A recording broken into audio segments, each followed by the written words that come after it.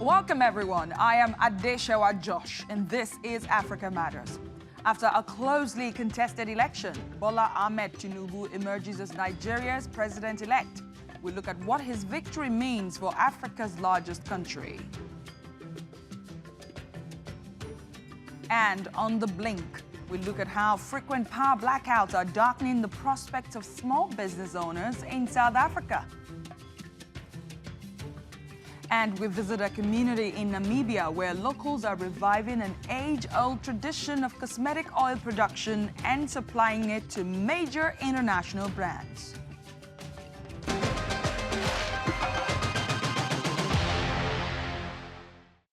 Nigeria's president-elect, Bola Ahmed Tinubu, is seeking the support of his political opponents following an intense general election that has left many young people disappointed and the country deeply divided. Voting was marred by long delays and the slow upload of election results, which stoked suspicions of fraud. Nigeria's Independent Electoral Commission, INEC, acknowledged it faced logistic and technical issues, but insists the election was free and that the results were tallied correctly. With nearly 9 million votes, Tinubu's ruling All Progressives Congress defeated Atiku Abubakar of the main opposition People's Democratic Party, who garnered nearly 7 million votes. Labour Party's Peter Obi came third with more than 6 million votes. The three candidates represent Nigeria's dominant ethnicities, Yoruba, Hausa, and Igbo. Each secured the most votes from their regions, further dividing the country along ethnic lines. Tinubu was elected with only 37% of the votes cast, and while receiving a certificate after being declared winner at a ceremony in Abuja, he acknowledged his lack of widespread support across Nigeria and promised to work on uniting the country. We must join hands in this common endeavor to pull the nation through. In a phrase, I'm asking you to work with me. I may be the president in election, but I need you more importantly. Nigeria needs you a lot more. But there are mixed reactions in Nigeria to the election results, handing the victory to President-elect Bola Tinubu, as Polam David reports from Nigeria's capital, Abuja. On Wednesday, Nigerians woke up to the news of a new president-elect, Bola Ahmed Tinubu, of the ruling All Progressives Congress, APC. He's a long-time kingmaker in Nigeria and a two-time governor of Lagos State, Nigeria's economic capital.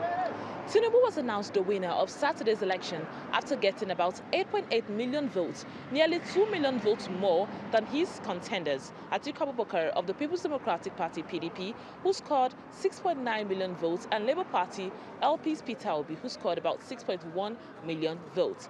Nigerians are now reacting to this news. While some see it as a welcome development, others insist that the election results were rigged.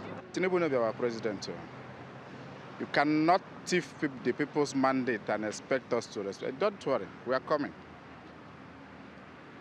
I'm not a flag bearer of Labour Party, but from all indication, Labour Party won this election. I have the result of my polling unit.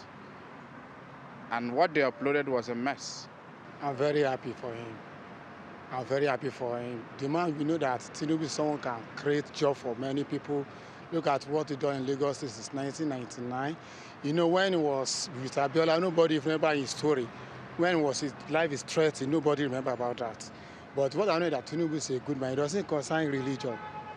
Before the announcement of the results, there were protests about the conduct of the elections and slow uploading of results from polling units to the electoral umpire, INEC's website, which allows transparency. Some youths took to the streets to protest, and opposition political parties called for the cancellation of the entire election. But the electoral umpire ignored these concerns and announced a winner. INEC has insisted that the results they announced were correct and the process was free, fair and credible. They said aggrieved political parties and citizens should head to court. Nigerians will expect Tinubu's administration to put an end to insecurity, high level of unemployment, economic crisis, fuel and cash scarcity, among many other issues.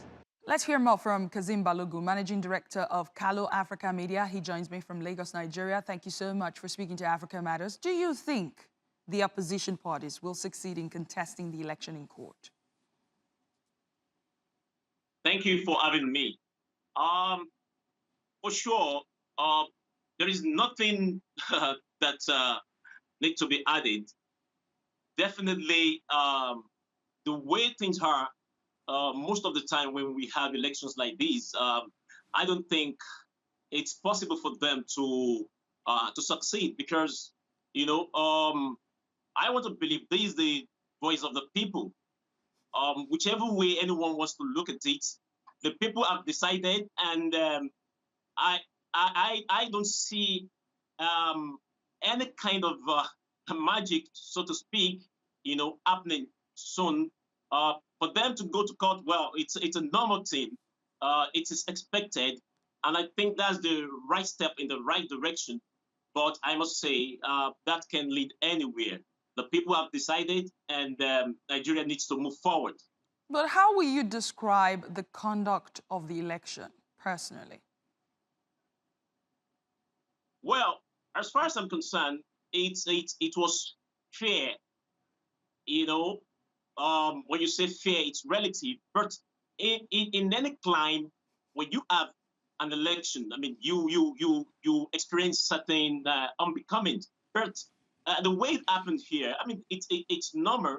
We're even happy, unlike before. For now, you have been hearing about all kinds of negativity. But the way it is, the election was free. It was fair. Even the international observers, they were sure. They said the same thing. Okay. So as far as I'm concerned, it was okay. Okay. So President-elect Tinubu has been given a mandate with only 37% of the votes cast. That's about 8.8 million voters. How is this likely to affect his presidency, seeing that his spread across the country, according to some people, wasn't that much? Well, it tells you that Nigerians are probably, let me put it this way, waking up. The time has come that Nigerians are now seeing other areas where they can say, okay, other candidates can definitely perform. And I think it's fair. But that does not say the president-elect would not deliver. He's a person of integrity. Even though in Lagos he lost, and in some parts of the country, but it tells you that the awareness is there for the people. What should President-elect Tinubu prioritize in his first 100 days in order to start delivering on his election promises? Well, first thing, the issue of security. You know about this Boko Haram thing in the northern part of the country, which is a very, very dangerous situation. It needs to face that. Also, in the immediate, it needs to look at the possibility of trying to right the negativity that has been presented by the current currency situation. People are not really happy. They're not happy with the situation because people are cash-strapped.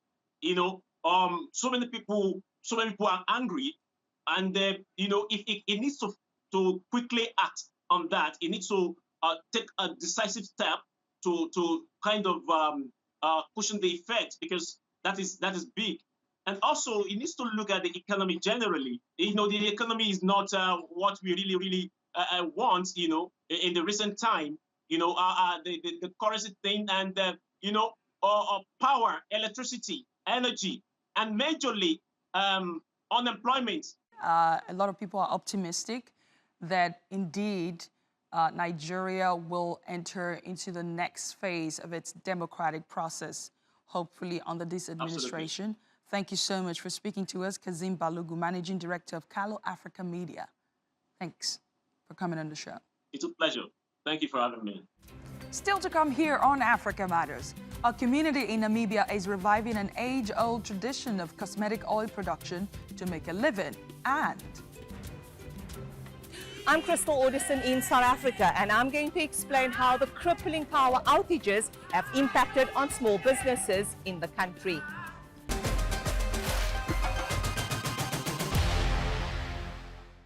Hundreds of protesters in Tunisia's capital took to the streets recently to denounce racism and express solidarity with sub-Saharan migrants after President Kais Saied accused them of trying to erase the country's identity.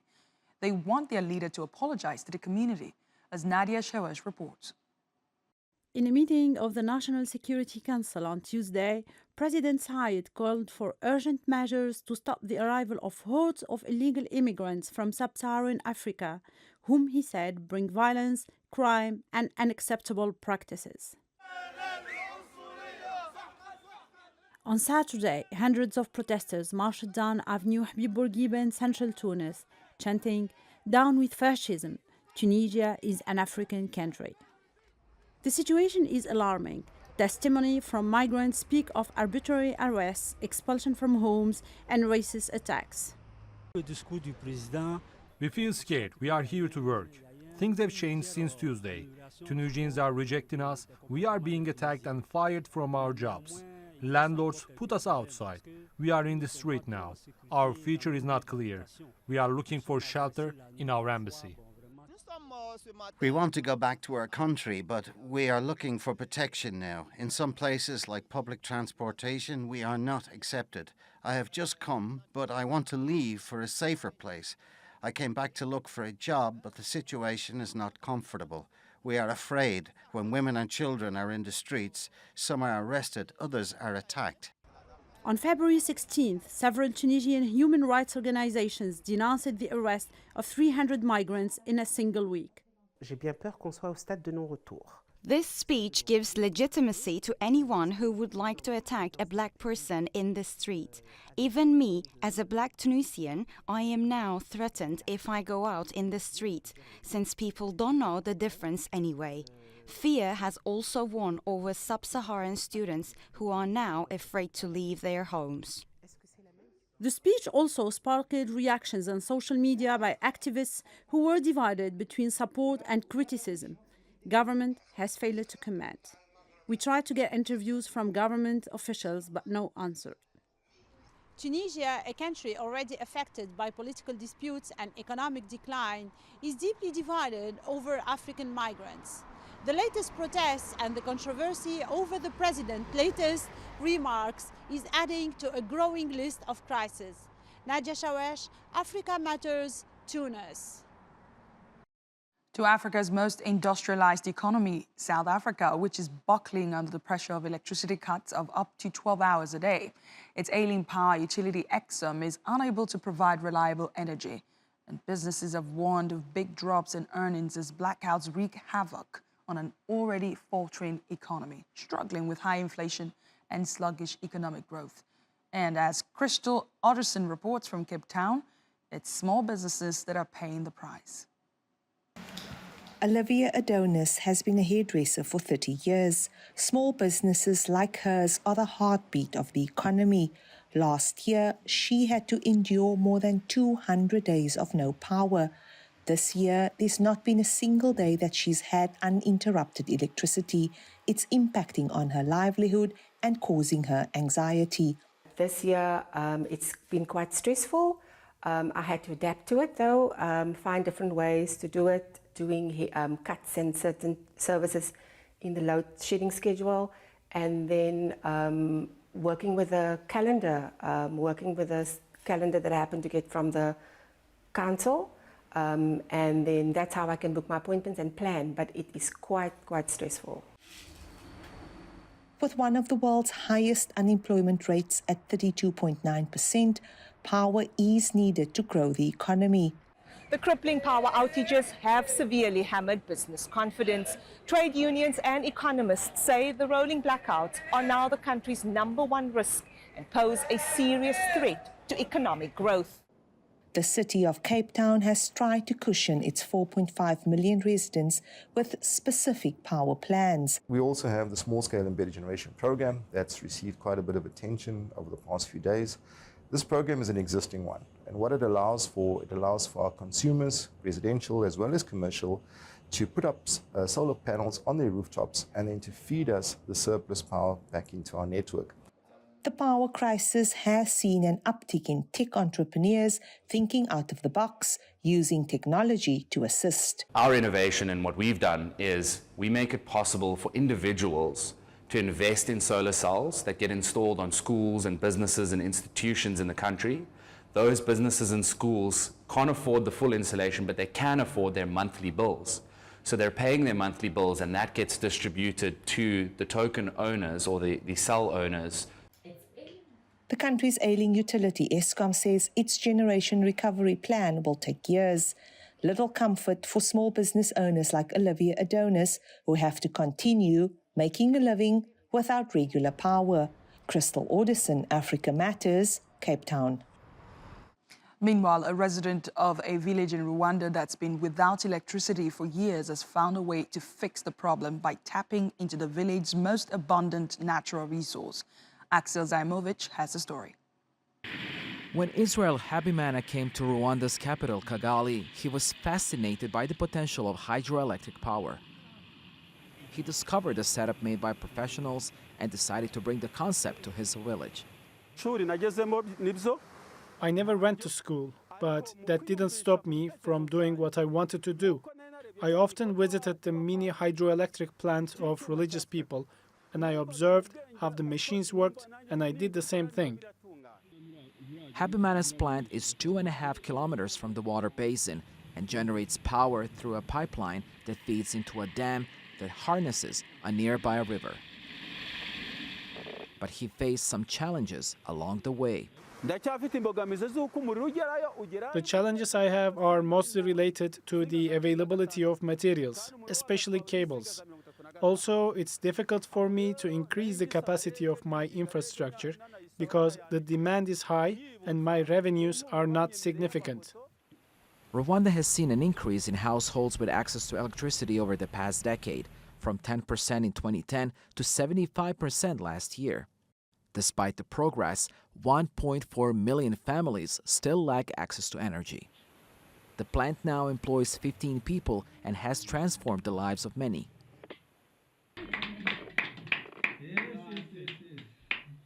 With the arrival of electricity in my family, a lot will change. We will start watching television. My children will study in the evening without any problem, and even safety is there when there's lighting in a house. The plant is also being supported by the country's energy group and has brought hope to the neighborhood. Although the plant is still too small to provide electricity to everyone in need, it's already had a positive impact on the lives of those it serves. I am proud of what I have done, and I believe I have made history. Habimana's dream of bringing electricity to his community has finally come true. Axel Zaimovic, TRT World. A growing co-op in northern Namibia is taking on the world's cosmetic business. The project empowers thousands of people in its community, but there are challenges it needs to overcome. Vitalio Angula has the story from the capital, Windhoek. Meet Rona Nakafidi. She's in Engela village reviving an age-old tradition to make a living for herself. Nakafidi is a member of the Udafano Marula Cooperative, a project encouraged by founding president Dr. Sam Nujoma in 1999. He saw we were poor and living in poverty, but we had this natural resource in the form of marula kernels. Then he said we must form the cooperative. Now it has uplifted us. We get a lot of clients. A lot of people understand that Idafana is helping women and also men. When I get an income, even my husband is at ease. The co-op relies on the marula plant and Kalahari melon seeds which grow naturally in the region. Once harvested and processed, this oil is sought after. The cooperative has a membership of close to 3,000 and above women that are actually involved in the collecting of the marula kernels and also the harvesting of Kalahari melon seeds, which are then brought to the factory for the extraction of the oil. So this is a cooperative that has been in existence for more than 20 years plus. The Udafano cooperative exports this oil to the SADC region and global cosmetics giants such as the Body Shop. Challenges include growing demand versus production output, the use of insecticides, and diversification, growth, and regulation of the local cosmetic sector. In 2016, the government introduced strategies to protect the sector from exploitation. Michael Hamuvindu is the Deputy Executive Director at the Ministry of Industrialization and Trade in Namibia. The whole value chain needs a lot of work because that will also help capture the value to the country and to these communities closer home than to allow these exploitations of even our active ingredients. And that speaks to things around intellectual property rights, patents, registration of our knowledge of what we have. So these are very complex issues that as we continue to seek our industrialization path, we need to ask ourselves the hard questions. With the support of the Ministry of Trade, Odafano could become one of the biggest successes in the country's cosmetic sector. Vitalio Angula, Africa Matters, Windhoek, Namibia. While Ghana is the world's second largest cocoa producer, the country's coffee industry remains mostly male-dominated. But a female-owned company is empowering women farmers working in the industry and growing the country's taste of Java. Ramesa Choda has the story. Benedicta Tamakloe was once a computer science teacher. But in 2018, she changed her career path to become an entrepreneur, roasting Ghana's local taste for coffee. It was demanding, and it's allowed me to use my skills that I learned in school to be able to help and come out with something very beautiful. And it gave me a mission beyond myself. So I saw that it gave me fulfillment. But I realized that it's very challenging to get information within the country. And there's also limited resources in terms of coffee as a country to play around with or to get more information. So I was advised by one, Mr. Osumenu of Cocoa Board, that sometimes you need to be in the game to understand the game properly. She has now been in that game for 5 years with Bean Masters. It's one of the few female-owned coffee companies in Ghana and exclusively sources beans from women's plantations. Just like Isha Pignau's farm. Together, they formed a collective of around 200 female coffee farmers, the largest of its kind in Ghana. When we made our women's coffee farming group, we did it with the purpose that when the coffee is ripe, we help everyone harvest together. When you assist one person today, they will assist another tomorrow. We time the process, indicate our starting and closing times, and we do so in all our members' farms until every coffee bean is harvested. When the company started out, the only aim was to foster empowerment by helping female coffee farmers who were struggling in this male-dominated sector.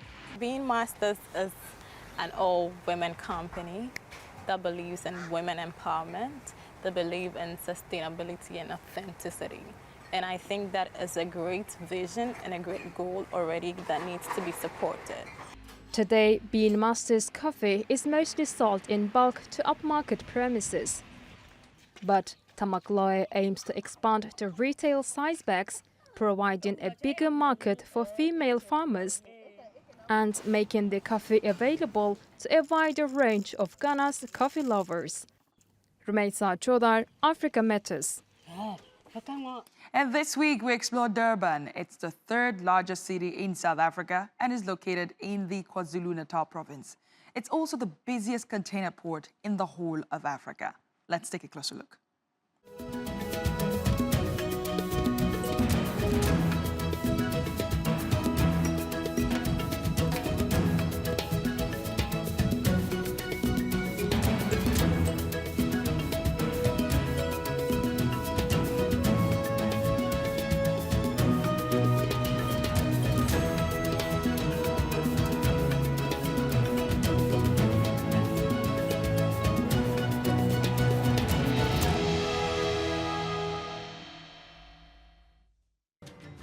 And that's our show for this week. Please share your thoughts and suggestions about the stories you've seen on this episode or ideas on what you would like us to cover on Twitter using the hashtag #AfricaMatters.